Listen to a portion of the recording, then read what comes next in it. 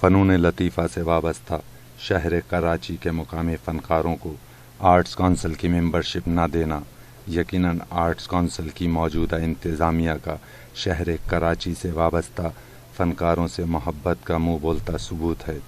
شہر کراچی وہ شہر ہے کہ جس میں کم و بیش 4000 شاعر، 3000 طبلہ نواز، سینکڑوں گلوکار، موسیقار، مجسمہ ساز، پینٹر اور فنون لطیفہ کی دیگر اصناف سے وابستہ فنکار موجود ہیں، مگر حیران کن بات یہ ہے کہ اس ادارے کی موجودہ انتظامیہ اس شہر سے وابستہ فنکاروں کے نام پر لاکھوں روپے بٹورنے میں مصروف ہے، مگر شہر کراچی کے سینئر فنکاروں کی جانب سے ممبرشپ کے نام پر جمع کرائی گئی رقم نہ تو واپس کرنے پر تیار ہے اور نہ ہی ان فنکاروں کو ممبر بنانے پر تیار ہے۔ یہ ملک کی عدالت کا مسئلہ نہیں ہے، ہمارے ادارے کا مسئلہ ہے، ہمارے ادارے کا فیصلہ ہم کریں گے۔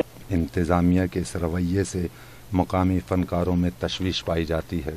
یہاں معاملہ ہے یافت کا، پیسوں کا، تو لوگ ایسے لوگوں کو ممبر بنا رہے ہیں جو ڈیزرو کرتے ہیں، انہیں نہیں۔ آپ یہ دیکھیں کہ کراچی کا ایک لوہار اگر پیسے والا ہے تو اسے ممبر بنایا جاتا ہے آرٹ لیور کے۔ اب ہمارا سوال یہ پیدا ہوتا ہے کہ ہم جو کراچی کے اہلیان کراچی ہیں، کراچی کے ادیب و شاعر مصنف جو بھی ہیں، یہ کہاں جائیں؟ کیا پنجاب آرٹس کونسل کے ممبر بنے؟ شعراء کو نظر انداز کر رہا ہے تو ظاہر ہے کہ پورے پاکستان میں ہم نظر انداز ہو رہے ہیں۔ ادب کی خدمت کر رہے ہیں ایک عرصے دراز سے، اور کراچی کیا کراچی کے باہر بھی لوگ جانتے ہیں کہ ہاں یہ فلاں فلاں لوگ فلاں صاحب قلم حضرات کی یہ خدمات ہیں، یہ خدمت کر رہے ہیں، اتنی کتابیں لکھ چکے ہیں، تو ان کو نظر انداز تو نہیں کرنا چاہیے۔ یہ انصاف کے خلافی بات ہوئی، ایسا تو ہونا نہیں چاہیے۔ 2 بار فیس بھی جمع کرائی گئی ہے لیکن اس کا بھی پتہ نہیں چلا کہ کیا ہوا نہیں ہوا۔ میں بھی شہر میں رسوا ہوں، مجھے اس شہر کے لوگ جانتے ہیں، اگر نہیں جانتے تو آرٹ کونسل کے عہدیداران نہیں جانتے۔ اس کی سب سے بڑی وجہ یہ ہے کہ ایک عرصہ ہوا میں نے ممبرشپ کے لیے جو فیس مقرر کی گئی تھی وہ جمع کرا دی تھی، لیکن آج بھی ممبران کی فہرست میں میرا نام نہیں ہے۔ آرٹس کا مطلب فن، کونسل کا مطلب ادارہ، فن والوں کا ادارہ جو فن سے تعلق رکھتے ہیں۔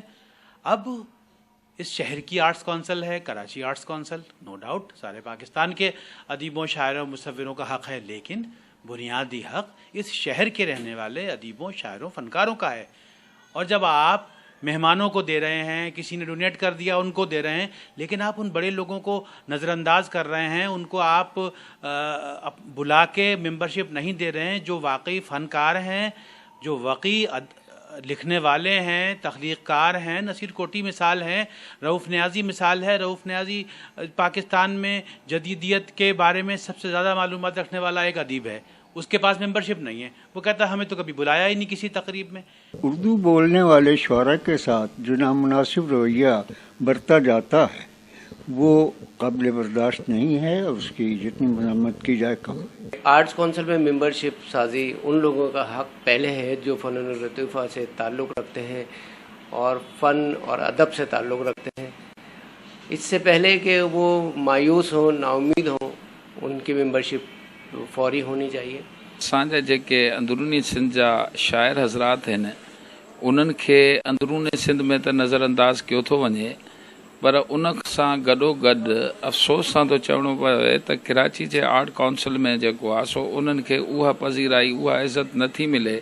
असांजो भरपूर इन ॻाल्हि ते असां एहतिजाज था कयूं त असांखे बि हक़ आहे त आर्ट काउंसिल में असांजे सिंधी शाइरनि जी जेका इज़त अफ़ज़ाई कई थी वञे, अगरि फ़िलहाल त नथी कई वञे। जब हम मकामी फनकारों की शिकायत आर्ट्स काउंसिल इंतज़ामिया तक पहुंचाने गए तो हमें इंतहाई हैरत का सामना करना पड़ा। आर्ट्स काउंसिल में मौजूद इस्तकबालिया का दफ्तर तो मौजूद था, मगर इस्तकबाल या रहनुमाई के वास्ते कोई मौजूद ना था।